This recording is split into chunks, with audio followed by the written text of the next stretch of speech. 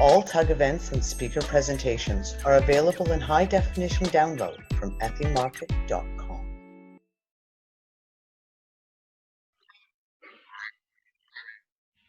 Good evening, everyone, and good morning and afternoon to everyone all over this wonderful blue marble. We're back again. I hope you're having the day that we're having, because holy moly, it's been an exciting day here for our very first Untangled gathering. I am right now talking to Francis Xavier Aloisio from Malta. And as I said last night in our pre-show, as some of you may know, I lived in Malta a long time ago for about 6 years and recently visited back there last winter. And this one tiny, tiny little country that is a tiny, tiny little dot on a globe underneath Sicily in the Mediterranean is host to some of the most incredible history on the planet. Francis, I am so happy to have you here with us. We have so much to discuss, and then we're going to let Francis run with the show with his presentation. Francis, you need to unmute. Yes, I will. There it is. There you are. Unmuted to me. Thank you, Biggie.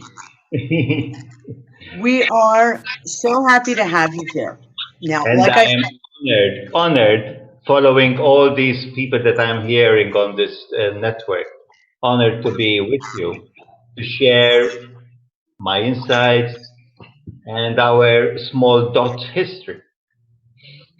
oh, not so small the history though, is it? No, it's not. What it lacks in size, it has got in prehistory sites and history.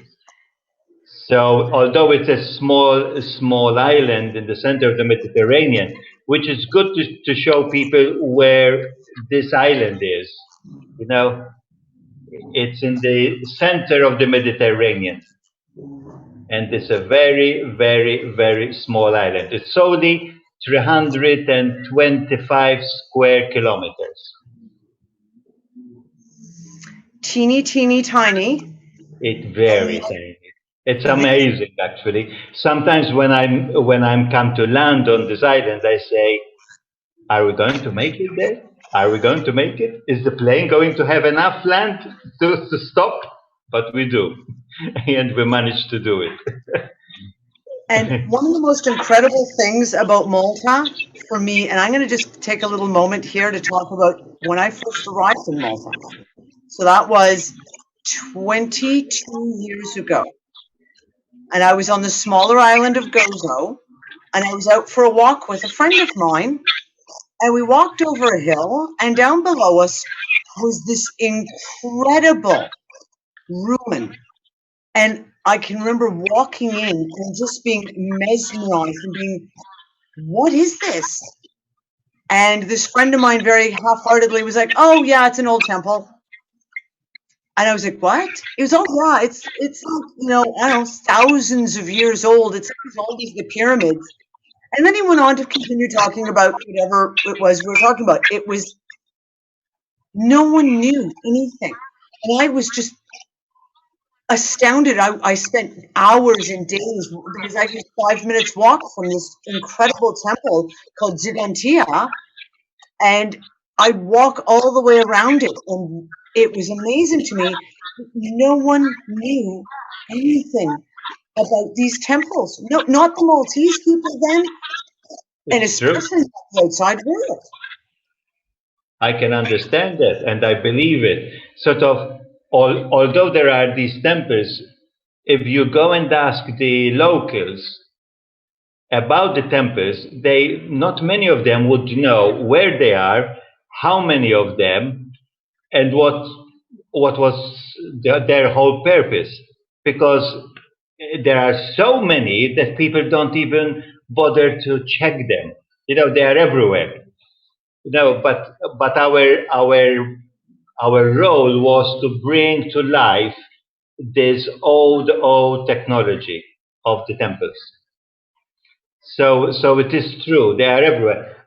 I am sitting here in my flat, just in front of me, outside the window.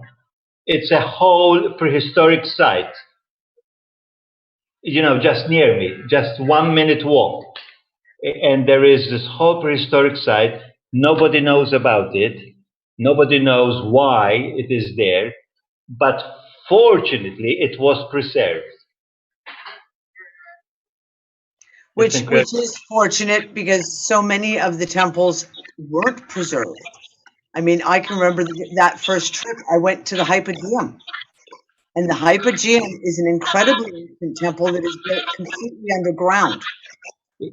And Yes. it was so unpreserved. There was water. It was like the lighting underneath was just raw, uncovered light bulbs just strung up randomly along the way. There was no care taken. And I can remember just being like, oh my God, this central chamber, which is this absolutely perfect circular dome, and just being blown away by it, and no one cared. That was this shock for me, was that no one just like, it's this thing. We were digging some wells. We found this place. Who the funk? Okay, well, if you want to go look, go ahead. But that was It's changed. It's changed since that time, and now it's closed again to do renovation work. What has happened is something incredible, because what you are saying is they were there, but we didn't care about them. 12 years ago, there was a vandal attack on one of the temple sites at Imnaidra. People wanted to make a statement, and they went and dislodged the temple stones, and they brought them down. And there was an outcry. This was about 12 years ago. There was an outcry.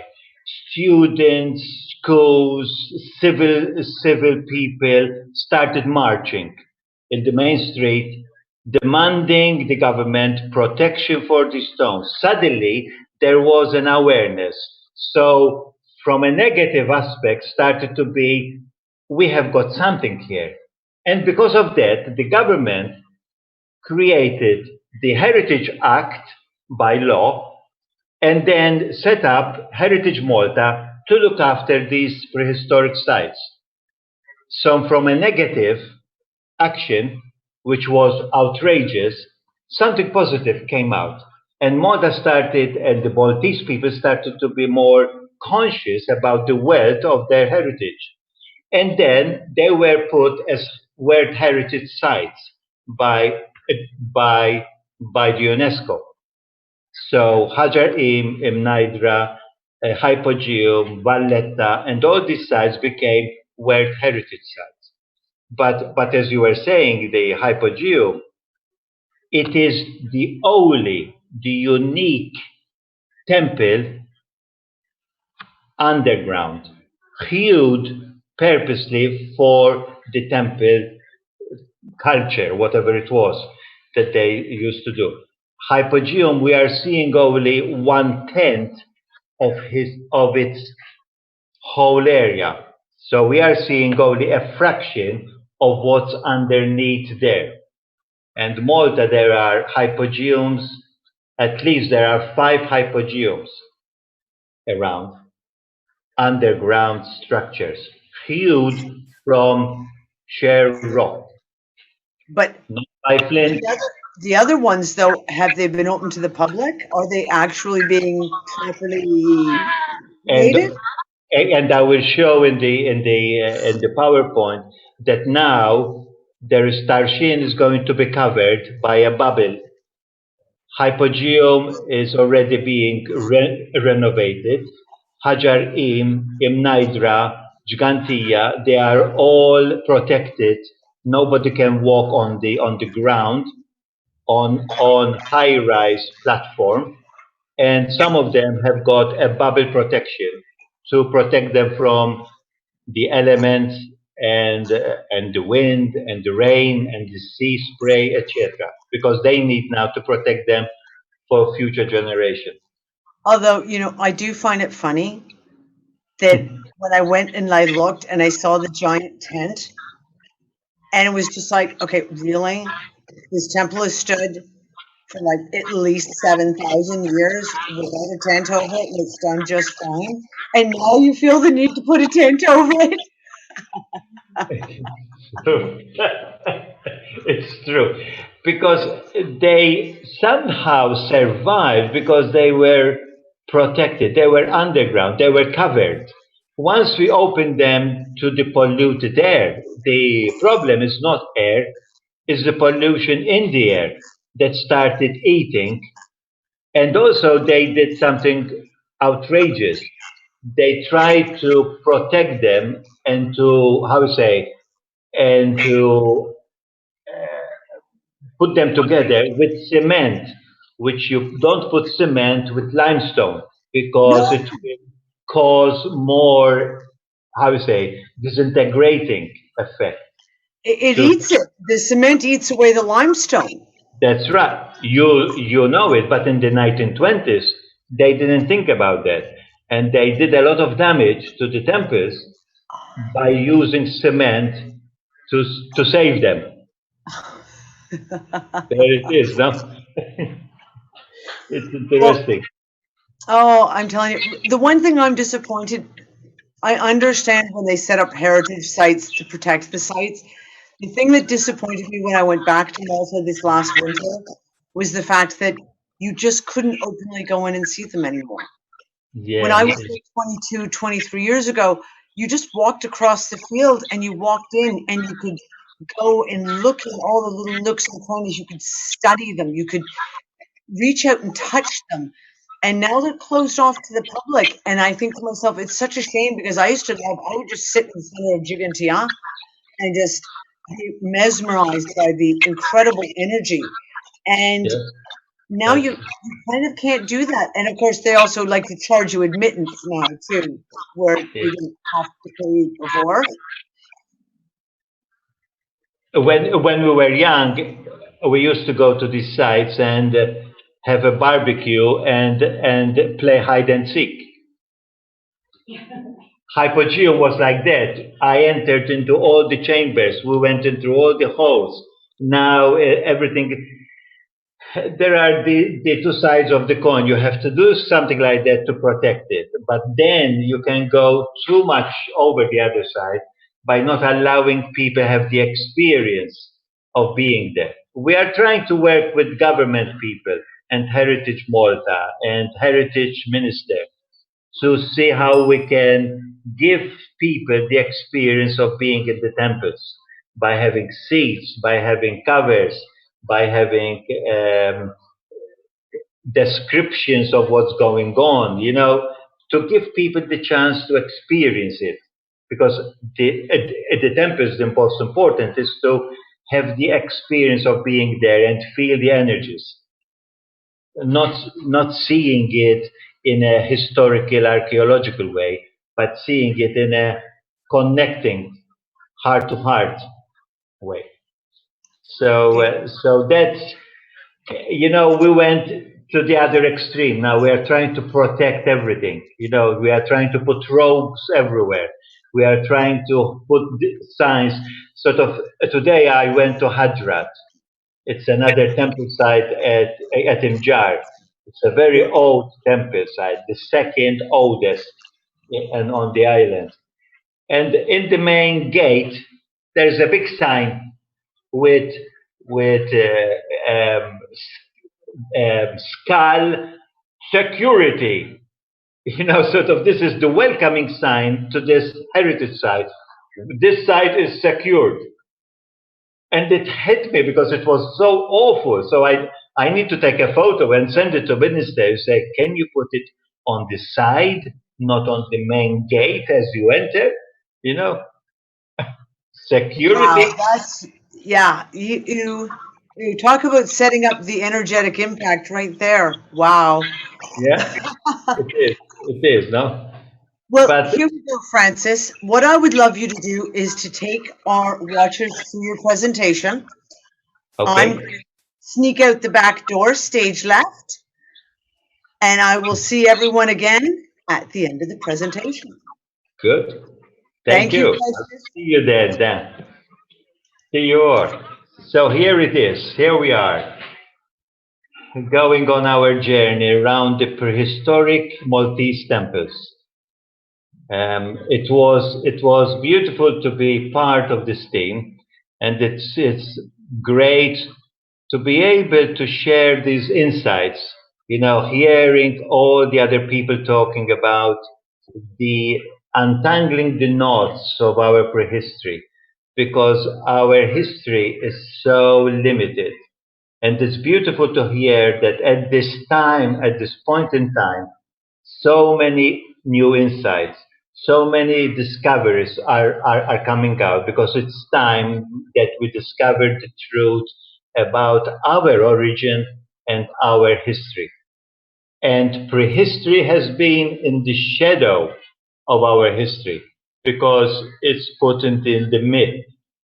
But prehistory is part of our story on Earth. And the Maltese temples are holding that history. I'm going to talk about Malta. Malta is is a small island in the Mediterranean, as you can see.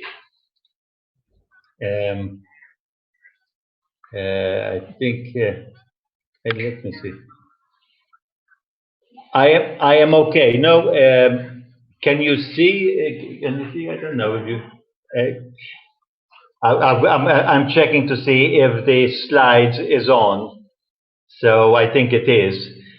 So this is the island of Malta and the center of the Mediterranean. Malta ancient histories, and I think it is the word's ancient history is unknown to the majority, and especially the Maltese history is unknown to the majority, and it played a vital role in humanity's evolutionary purpose on Earth. I will explain what it means that. So Malta, the small island, which was not a small island at one time, it was a landmass, but this landmass of Malta played an important role in in the history of our journey on Earth. Okay. It is good to hear. There is a picture behind me, and this is the picture that I painted of the history of Malta. This is Malta passing through its history. We have got the temple period that we have got here, the temple period, and then Malta starts its history with the Phoenicians, when the Phoenicians came to Malta from the Middle East, from where today it's Lebanon. After the Phoenicians, Malta saw the Carthaginians.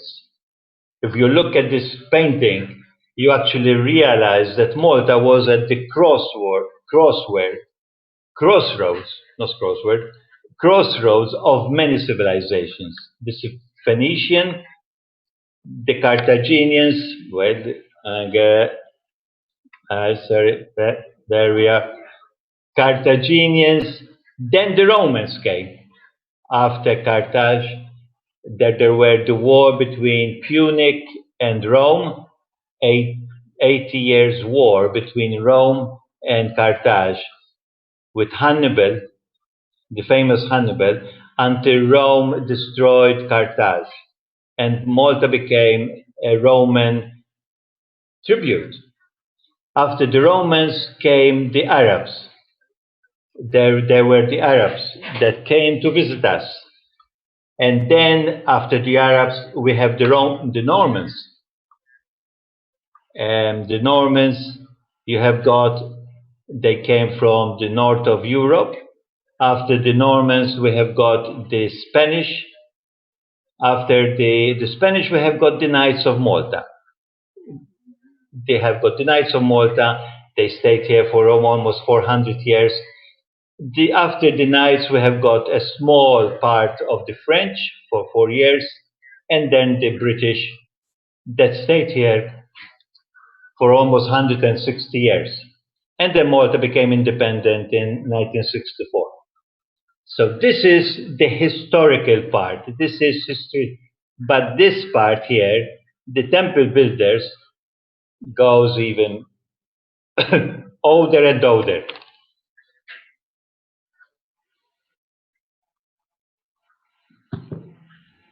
So here we are, sort of, Malta history starts somewhere in prehistory, in the beginning of time.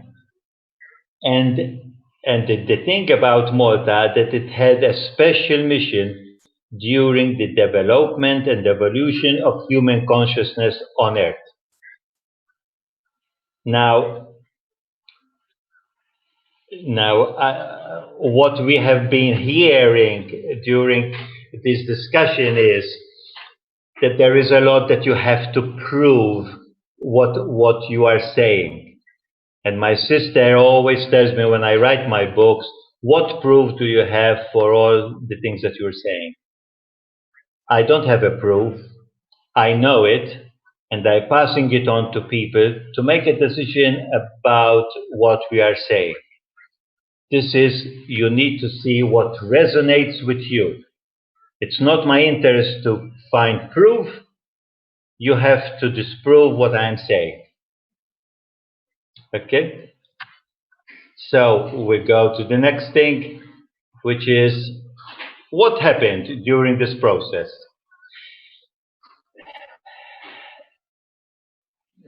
Today, scientists, everybody accepts that we didn't come from the Earth. We came from a variety of galaxies and star systems.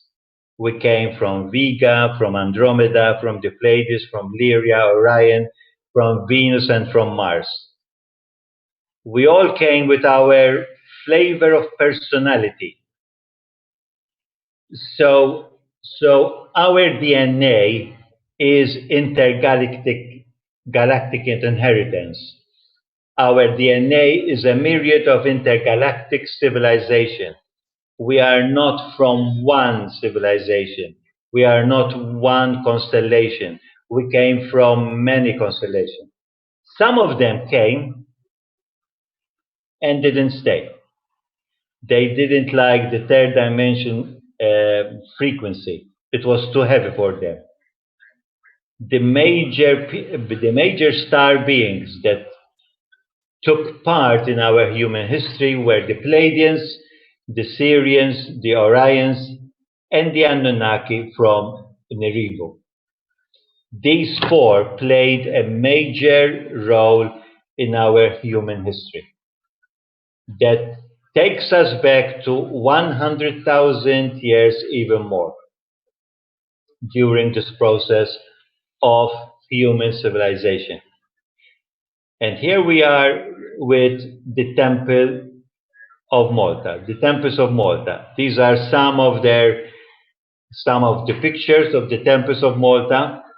This is Nidra, this is the Hypogeum underground temple. This is Nidra, and this is Hadrat.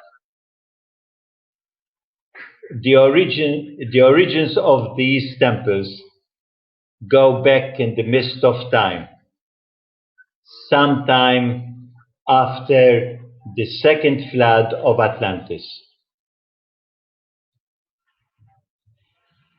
When I actually spent 33 years out of Malta, my experience during those years was that nobody knew about Malta. Nobody knew where the island of Malta is, and nobody knew more so about its temples, that it has got the oldest freestanding temples in the world. So everybody knew about the pyramids. Everybody knew about Stonehenge, Newgrange in Ireland, the pyramids of Mexico, the pyramids of Egypt, now the Bosnian pyramids. So now we have got the Machu Picchu of South America, Tiahuanaco, and all these sites. But nobody knew that there are the prehistoric temples of Malta. And not only that, that these prehistoric temples of Malta were older than all the other temple sites around the world.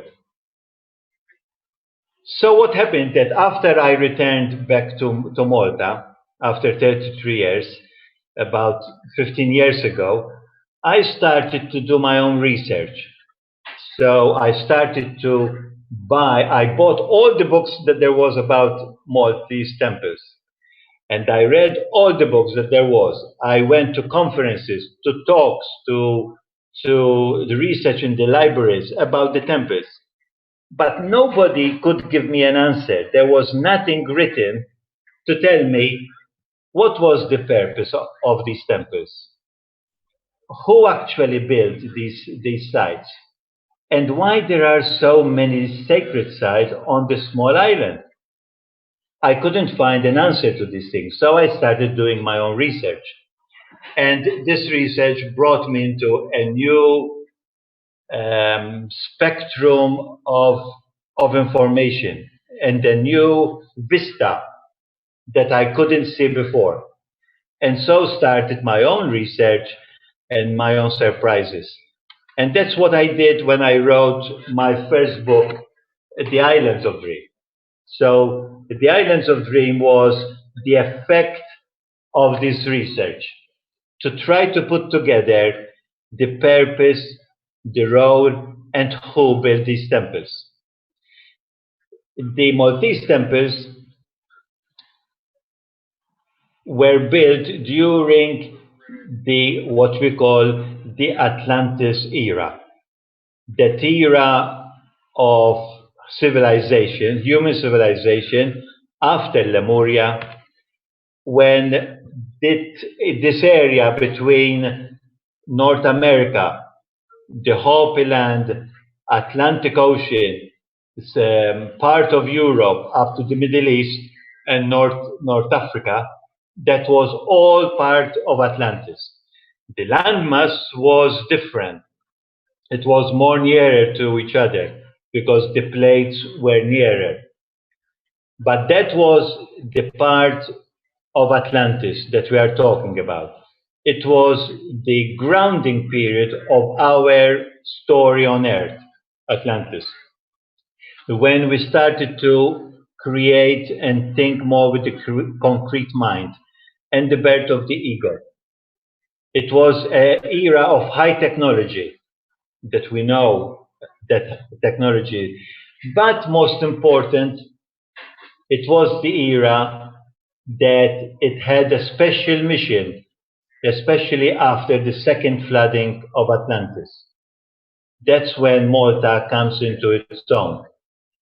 So the chosen mission of Atlantis and Malta. Malta here enters in its own right because now it's going to be the focal point, the focus, the most important naval force, the sacred chakra of the earth to give life support to the whole world. The leader of this mission came from Sirius with his wife Ashtatara, and his name was Asuara. Asuara was the king of Atlantis after the second flooding. Later on, Asuara, king of Atlantis, became to be known for the Greeks as Poseidon, for the Romans as Neptune. He had different names during our history on Earth, from Atlas, from Ra, Osiris, Mithras, and Apollo. His mission was to rebuild a new world after the second cycle of Atlantis, or after the second flooding of Atlantis. I'm talking about 40 to 50,000 years ago. So his mission was to rebuild a new world, a new consciousness on Earth. That's a tall order. And Neptune, here we see the Neptune in our Grandmaster Palace with the tripod, which is the symbol of Atlantis, power, wisdom, and joy. That is the symbol of Atlantis, the tripod energy. And each symbol had also a color, which is red, white, and black. That we see these colors in the flags of Egypt and in the flag of Syria, because they come from that technology. Okay. The temples of Malta and Gozo, their purpose and role.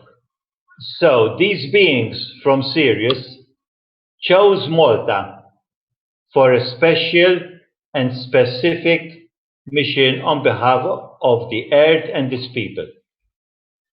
That's quite a tall order. Malta, the small landmass in the middle of the Mediterranean, was chosen to be the nucleus of a new energy for Earth and its inhabitants.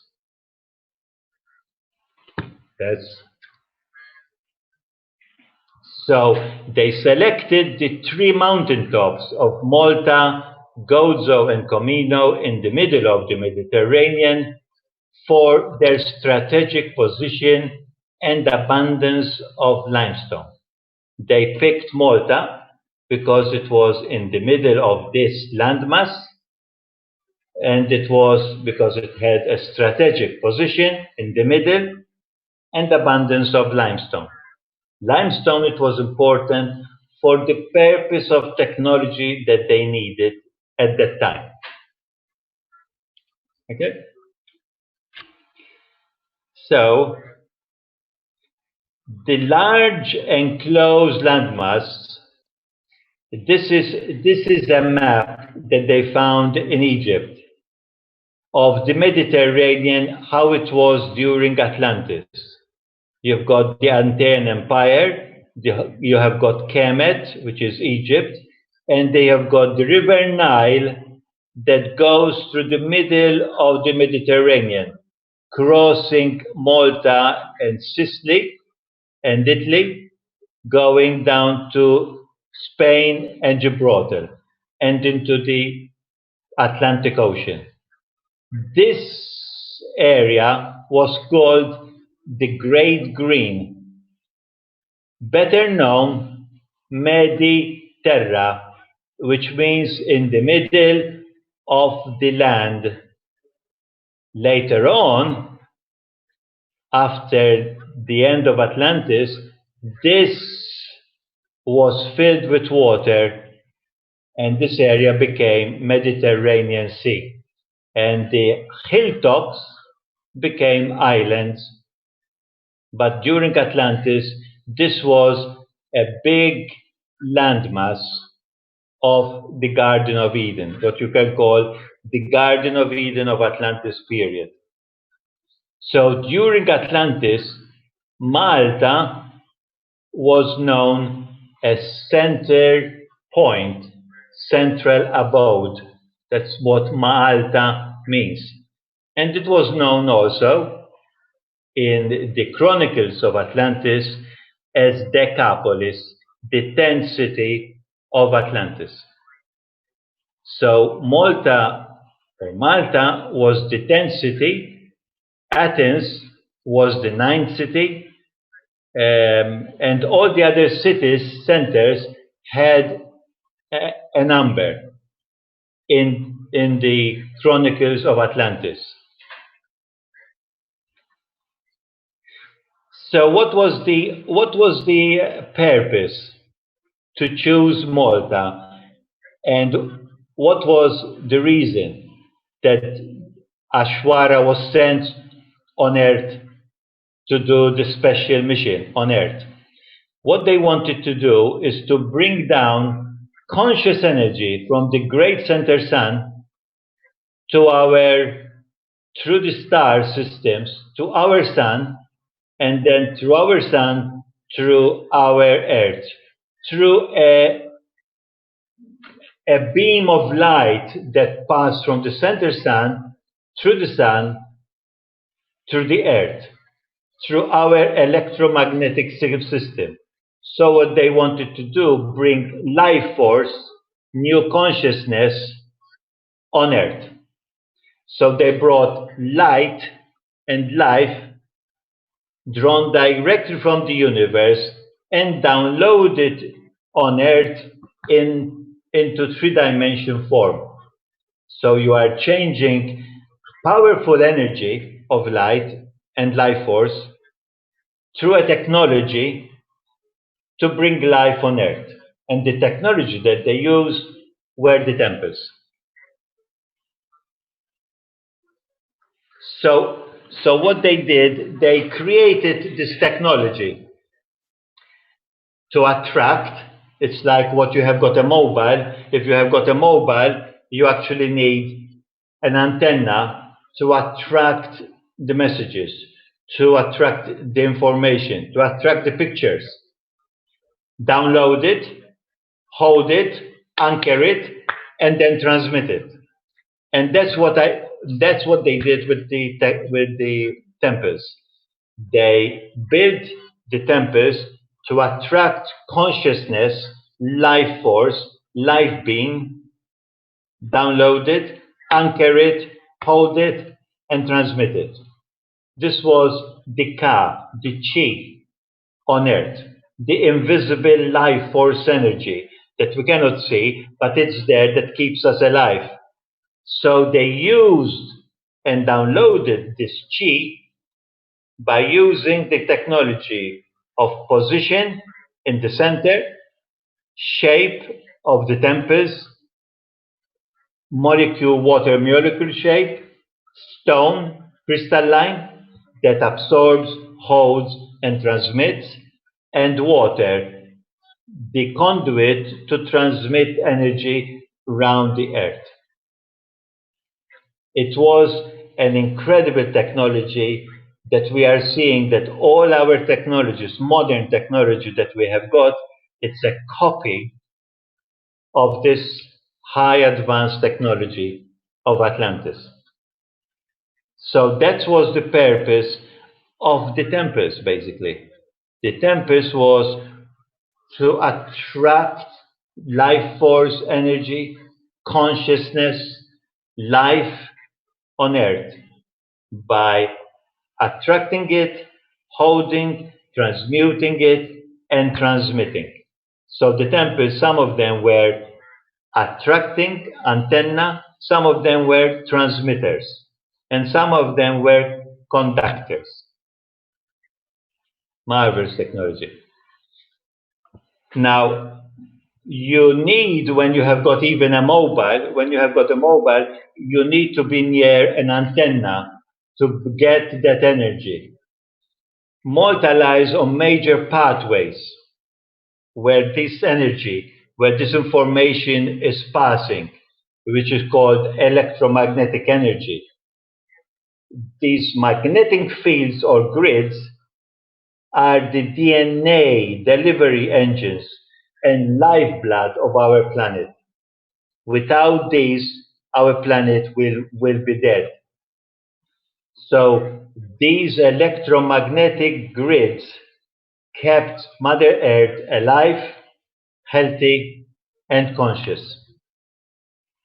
And with the energies in the temples, they use the electromagnetic grid to put them on these pathways of energies, so they can have a better effect on Mother Earth. Marvelous. Here is a map that was done by Marcus Rouse. God rest him with his soul in peace. He just left us a couple of years ago. And he sent me the grid that he managed to do of the ley lines of Malta and Gozo. He left out, as you notice, the island of Comino. So these are the three islands of Gozo, Comino, and Malta.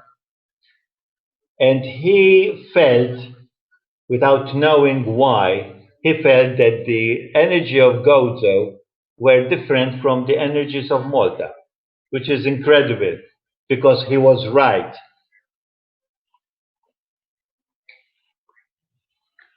So these are the highways, energy highways of ultrasound. We cannot see it, we cannot hear it, but it's there. It's humming through these electronic nodal points of cosmic consciousness. And the Atlanteans, what they did, they built the temples where they intersect. As you can see, this is a map that George the Traffic did of the electromagnetics and the grid. And where they meet, they build a temple site. So the temple sites were not built arbitrary, they were built exactly at the proper point on these islands. And what you can see is that Gozo and Comino, north of Malta, have got the yin energy on Gozo and the yang energy on Malta, positive and negative, electrons and photons. So Marcus was right when he realized that the energies of Gozo were different from the energies of Malta, because Gozo is the feminine energy, the yin energy, and Malta was the masculine energy, the yang energy. These are the 2 points in a plug. If we want electricity, we have to plug these 2 points in the plug. So it gives us electricity. So Malta was the yin and the yang, Gozo, that gives us electromagnetic consciousness, life force on Earth. And then from this point, it passed on to the other points around the island and around the world. Marvelous. No, this is a map. I'm looking out of the window and I'm seeing a beautiful sunset, a beautiful light. This is a map of the temple sites of Malta. Officially, there are about 10 temple sites that are known to people. There are about 55 temple sites around Malta and Gozo. Some of them are underwater, some of them are destroyed, some of them are under airports, under buildings, under churches, some of them are totally destroyed, and fortunately, there are some that are still kept alive. And we are fortunate that these temples are still there. But some of the temples, as you can see here, the Mosta and the Sheukiya, Gozo, Sheukiya, Mosta, Malta, there are churches built on these temple sites. Mosta is the yang, the masculine, and Cittadella and Sheukiya, the yin, the feminine energies. You can see how many of them, these blue ones, are the ones that are destroyed. The red ones are still there, some of them. The green ones are the hypogeums, which means temples that are underground. There's one at Mosta, one at the hypogeum, one at Tarshin, and one at Shara and Gozo. This is what we know of. There is more because there is more hypogeums around Malta. Okay, So you can see that these temples are everywhere. I would love one day that I'll be able to get rid of the background of the map and look at the temple sites, and I'm sure that they are copying a part of our sky. They are a map of the sky on Earth. That's my feeling of all these sites here. Yeah. Yeah. So this is what this tiny island in the middle of the land, in the middle of the Mediterranean Sea, was the mount. So the three mounts of Gozo, Comino, and Malta, the three mountains. You've got the three mountains that was chosen to be a vast spiral pillar, light energy beam of high frequency. So Malta in the Atlantean language means center abode, in the center. If you change Malta to Atlam, you turned it around, Atlam means a pillar of light, a beam of light. So Malta was both the center and the beam of light. So it was the beam of light that rose above the world of matter in order to download and anchor cosmic consciousness on Earth. That was the purpose of the temples, not fertility lights or other things that they give us, but the original purpose of the temples of Malta was to download and anchor cosmic consciousness on Earth after the second phase of Atlantis, the third phase of Atlantis, after the second flooding of Atlantis.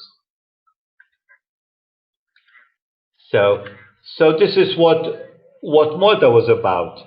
It was the great connector between the non-physical, the etheric, the light consciousness, the consciousness, the divine, and matter worlds and material worlds. It was connecting Earth with heaven, Earth with the cosmos. That was the purpose of the temple, and that was Atlam, Malta, the other way around, to be the pillar of light to download this consciousness on Earth. So these are the temple sites. We have got here Hajrat. I just been this morning to this temple site. And there is Korba, the first temple that the star beings started building on this planet. You've got Hajar Im, you've got Bujibba here, you've got Tarshin, and Gigantia in Gozo. These are some of the temple sites. These are huge slabs that we have got about, some of them have got 20 to 30 tons of stone, of slabs, heavy. These people knew, they had the technology to cut, to quarry, to move through sound, to move and to place them in perfect alignment to the cosmos, in perfect alignment to the solstice, to the equinox, and to Sirius, because these people came from Sirius. They were aligned to the rising of Sirius in winter. Marvels. So these are the temples. All those temples that we have seen, over 55. My reckon is, my gut feeling, my insight tells me that there are 64 precisely prehistoric sites on this island. 64 is a perfect number, is a divine number. 64, you find it in all our DNAs, in the codons, in many of our systems. You've got 64.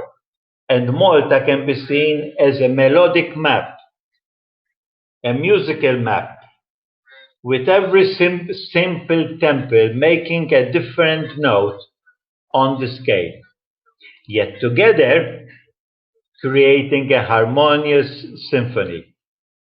They can have a different tone.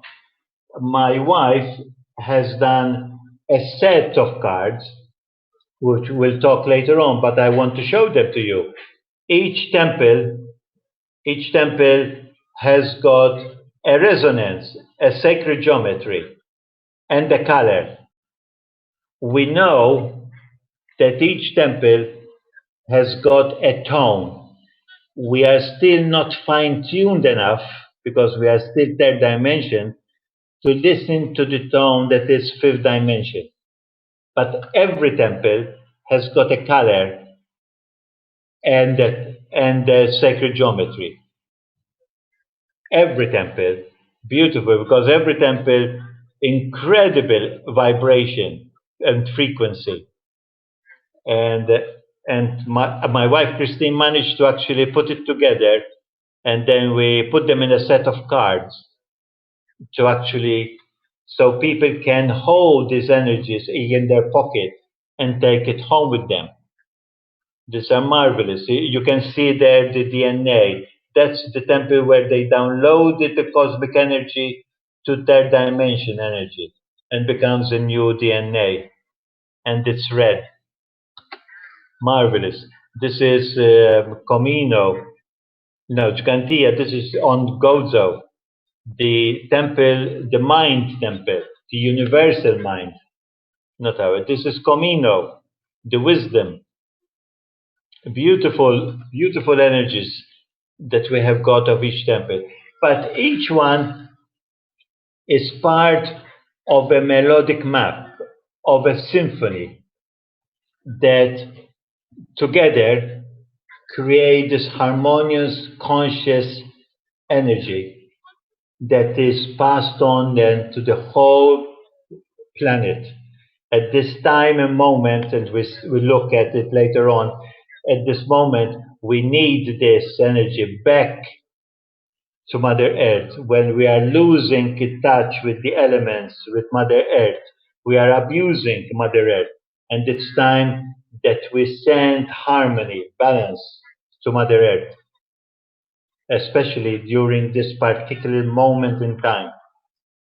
And the Maltese energies are doing that because they are the solar plexus, and they are clearing and digesting all the negativity of Mother Earth.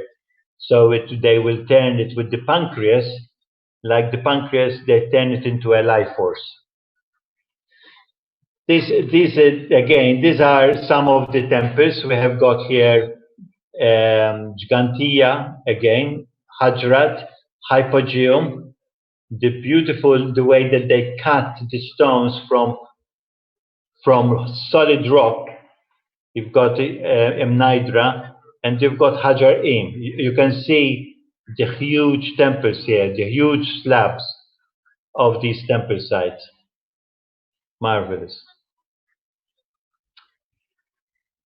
I went. What I did here, I painted a painting of how I feel that the temples of Malta used to look. And this is the model of the Mnidra temple, where there are 3 temples. Not all temples had 3. Some of them had only 2.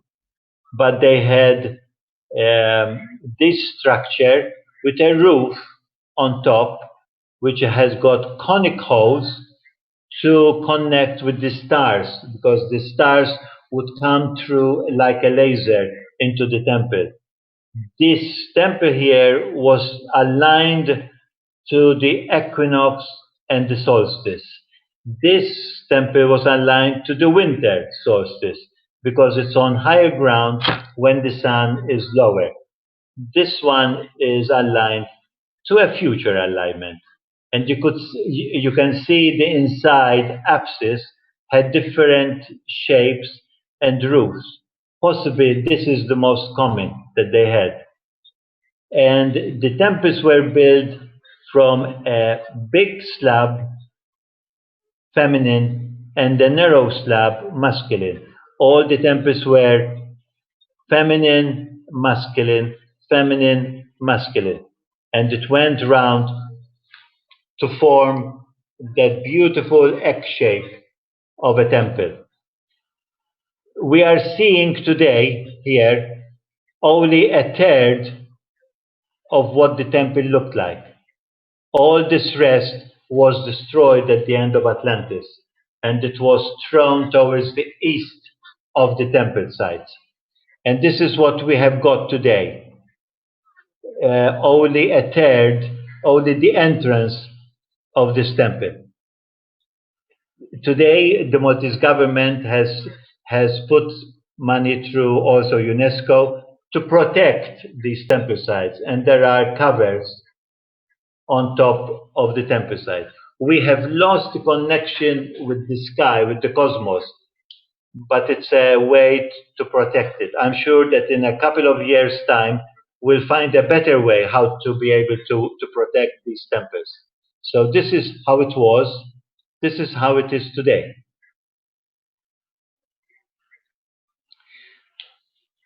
So, as I said, the Atlanteans knew Malta as Ma'alta, which means the center abode.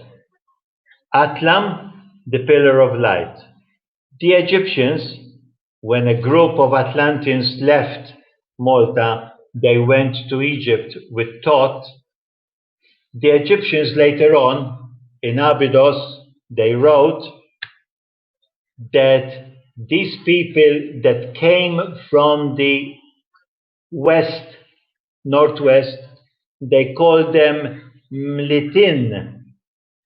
And the place where they come from, they called it Mlita, the same consonants as Malta, MLT, Mlita, the place of large stones, the place, Mlitos, in Greek, large stones, Mlitin, Mlita. And these are some of the temples that we have gone through, you know.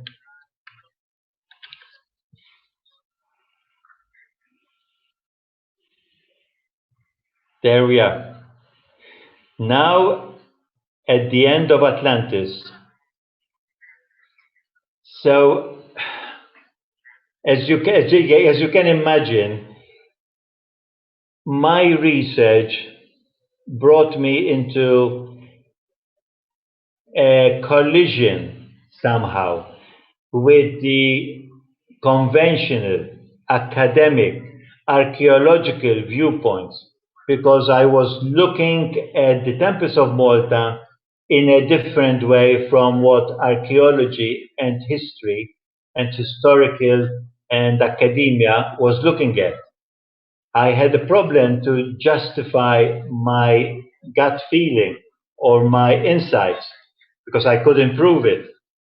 But I went on my separate ways, did my own research, and wrote the different books that I wrote. Because I wrote, and I will show them later on, I wrote the Islands of Dream.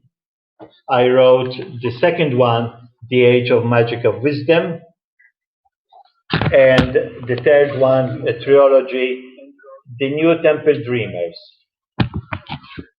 Sort of, I wrote them, it was a thought-provoking dialogue with the general public. I left it to the public to make up their mind about what we are talking about. It's up to them to challenge. But I also wrote them to challenge conventional outlook and fixed theories of the temples. This is what it's all about, this conference, is to untie the knots of control, of outlooks, of dogma. This is how it is. This is not how it is, because what we know, it's only a fraction of the truth. So I had to make a decision to actually go on my own, challenge, and put it out to the public, and let the public make up its mind about what they feel, because it's important. I'm not interested to prove anything. I'm not an archaeologist to try to prove, or historian to prove. I'm not interested to prove anything. I had an insight, I had a feeling, I had a gut feeling, I had intuition, and I was supported by other people, intuition, to say what I need to say, to let the truth eventually come out. It might hurt, it might confuse people, but it's okay, because it's time that these things we unknot, we unlock. And it's incredible during this time, especially in this last 50 years, all the discoveries that we are finding, all the new theories that are coming out. Some of them are outrageous, but it's up to you to make up your mind about it. But it's time that we start to unravel this mystery, to reveal the hidden mysteries that we have held for thousands of years. And it's funny that when the Catholic Church lost its inquisitory, the Inquisition, the Spanish Inquisition, died in the 50s. It finished its purpose of being, although it's still there. At that point in time, when the Catholic Church started to lose its power to control information, we started discovering the Qumran scrolls, the Dead Sea Scrolls, the Hal Hammani, and all the discoveries started to come out. Finally, human race started to realize that there is more than one truth. There are various truths. And what I'm saying is a piece of the jigsaw puzzle. Mine information is one piece of the jigsaw puzzle. None of us have got the full information, the full truth. We have got one piece of the jigsaw puzzle. Hopefully, one day we'll have the whole picture done by all these pieces. And I have finished also doing this, an alternative handbook for people that come to Malta, to have a self-guide handbook in their pocket. You can put it in their pocket and take it with you when you visit the temple sites. We are very fortunate to be at this point. These energies in Malta have been dormant for 11,000 years, 12,000 years. 7 years ago, we started to wake them up, and we have got this beautiful statue. We call it the Sleeping Lady, or the Dreaming Goddess. I put it in the front of my book, the Dreaming Goddess, that have been dreaming for this last 15,000 years, ready that we call her up, wake her up with a huge alarm clock, that it's time to start afresh. It starts to take our power back. We have been slaves of the mind, slaves of control of information, slaves of the religions, slaves of the finances, slaves of politics, slaves of education. It's about time that we wake up and take that power back. This is the time. It's today. It's now. So these energies have been plugged, like all the temple sites around the earth have been unplugged. When we go on a long holiday and we come back, I have to plug in the computer and recharge the batteries. So these temples have been unplugged, uncharged for this last 12,000 years. Our connection, as we saw the connection between the heavens and the earth, we have lost it, or it became weakened, never lost. It has been weakened, never lost. Humanity, what we have seen in this last 10,000 years, we have been divided, separated, and split apart. And we entered this long period of dark ages. The Aborigines called this period that we passed through, this last 12,000 years, the Great Forgetting. We forgot our roots. We forgot where we came from. We forgot why we came from on Earth. Now, the Aborigines are saying this period that we are starting, the age of Aquarius, is the period of great remembering. We start to establish a communication link with the heavens, and we do it by re energizing the sacred sites. That's what has been our role during this period. Me and my wife, we do this. We go to the energy sites and we plug them in and re-energize them.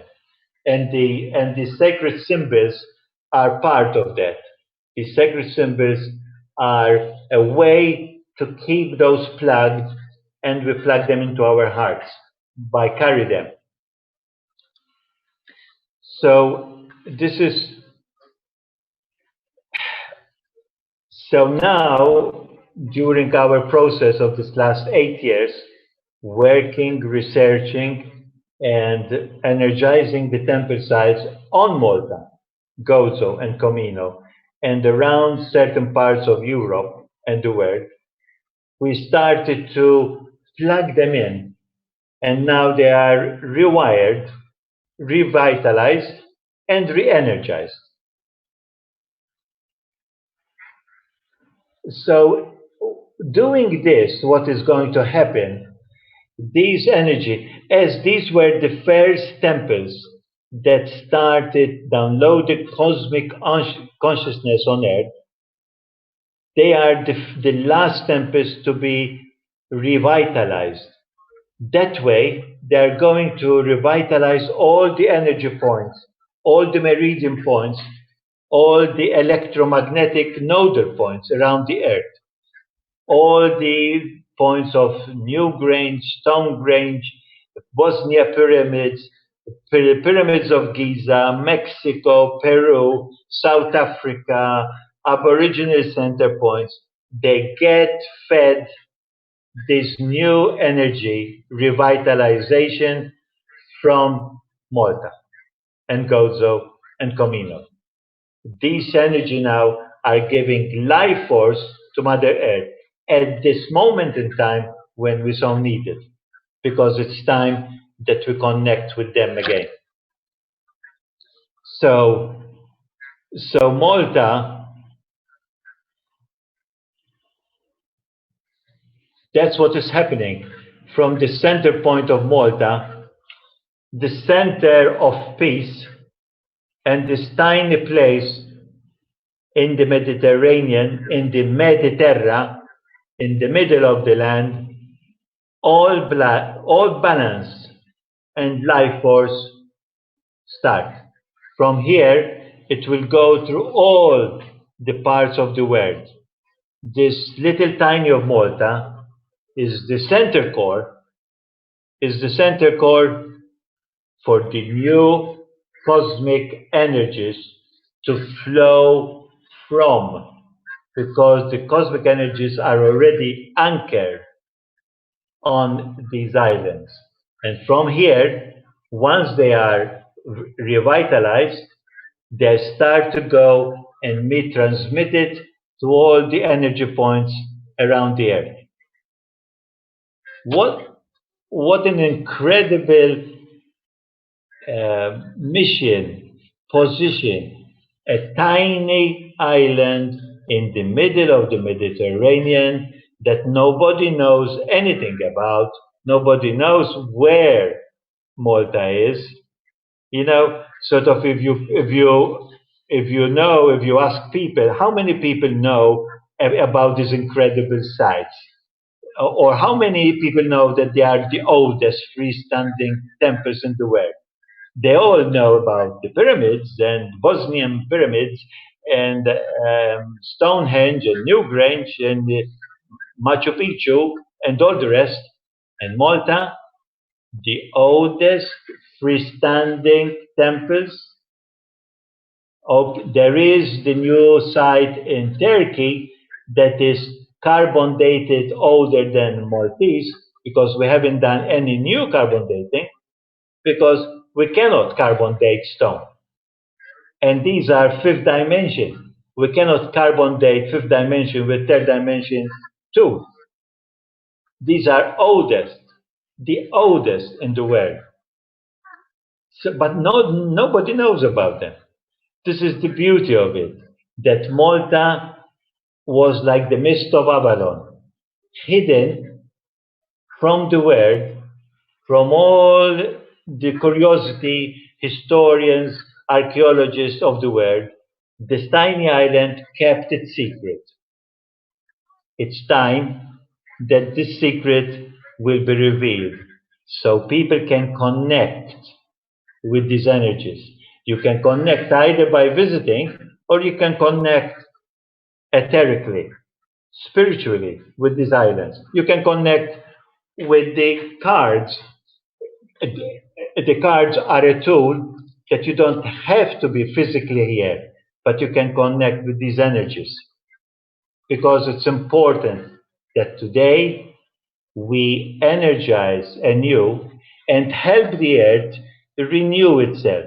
The earth needs to detox itself from all the abuse that we have done during this last 10,000 years at least, and especially this last couple of centuries, where we dug its soil, dug its coal, took water, cut forest, blasted atom bombs into its belly, and dug for anything that we want, diamonds, gold, whatever. And we expect that Mother Earth will not say, ouch. It's time that Mother Earth detox from all this that we have done to it. And we can help it through this process of connecting with the sacred sites wherever you are, in Malta or otherwise. In Malta is where it all started. So it's important to connect with these energies in Malta. So Malta will help the earth to find its balance again and life. Okay? This is my second book that I took a journey from the creation of the cosmos, from the Big Bang, through the evolutionary journey of our long journey on this earth, and especially this last 100,000 years. And especially, I discussed Lemuria and Atlantis and the role that Malta played during this process. It's an incredible book. Sometimes I wonder how I managed to put in 9 chapters this whole story in such a short way. But I write it in a way that it's a dialogue, so people can understand it. It's not academic. It's not historical. It's not archaeological. It's not try to prove this and that. I don't. I don't. It's a discussion of our story on Earth.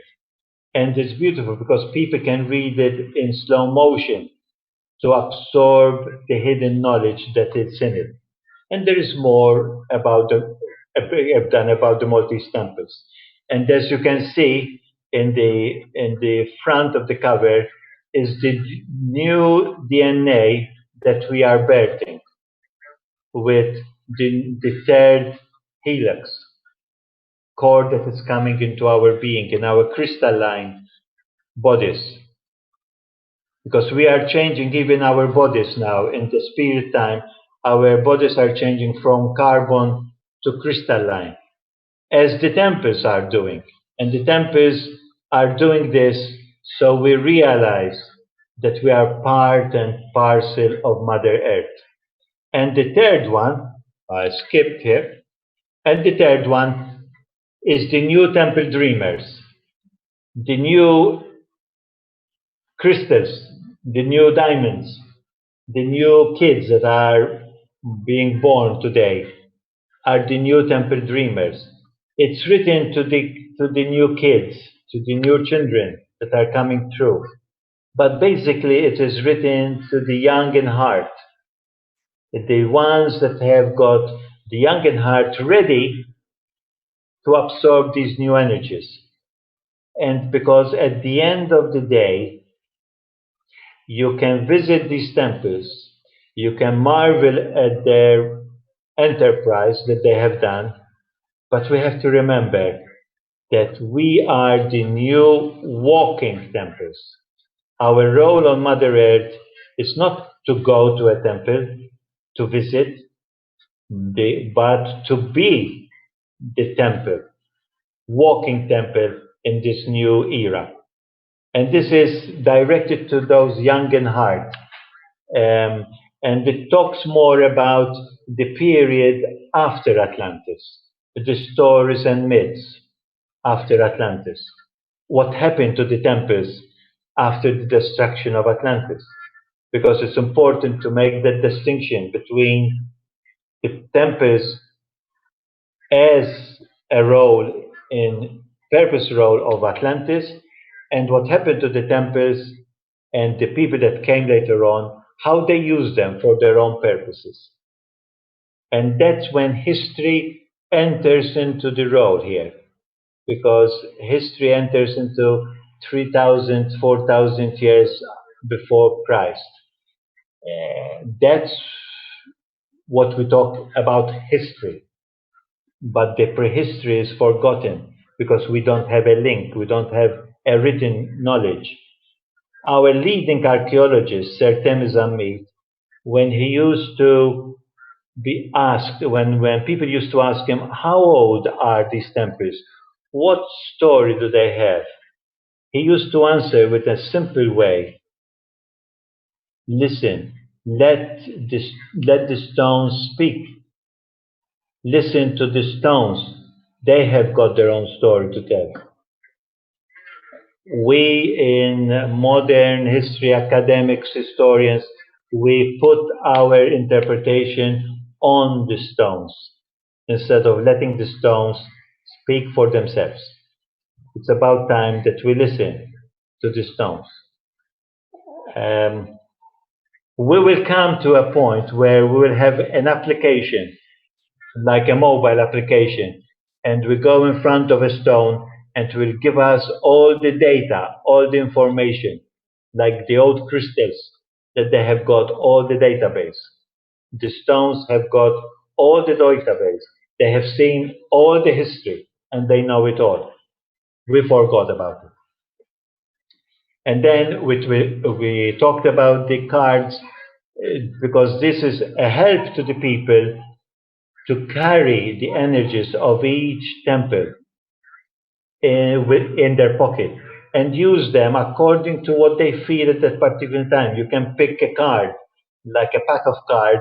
You can pick a card that it will be your color, your mantra, and your frequency for that day, for that week, to help you to balance yourself.